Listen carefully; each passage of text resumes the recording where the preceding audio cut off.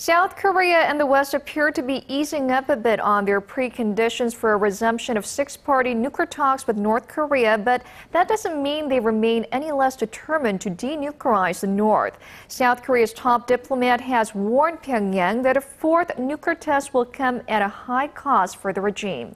Our Yoo Li-an reports. South Korea's Foreign Minister Byung-se has issued a new warning to Pyongyang. Carry out a fourth nuclear test and pay an unimaginable cost. Speaking at a forum on reunification Thursday, Yoon said that the international community, including China, stands unified and is determined to denuclearize North Korea. Yoon's strong words come as members of the six-party talks continue efforts to get Pyongyang back to the negotiating table to discuss denuclearization.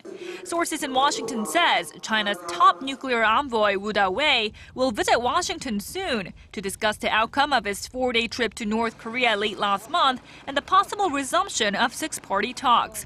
The news of Woo's visit comes a day after South Korea, the United States, and Japan agreed to be a bit more flexible when dealing with North Korea.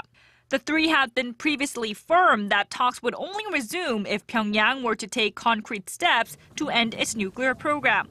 Now that the three nations appear ready to compromise, attention turns to China and its role as mediator.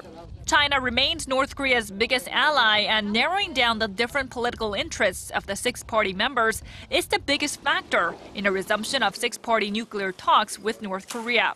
The talks have been stalled since late 2008 because of Pyongyang's repeated provocations. Yoo Li-an, Arirang News.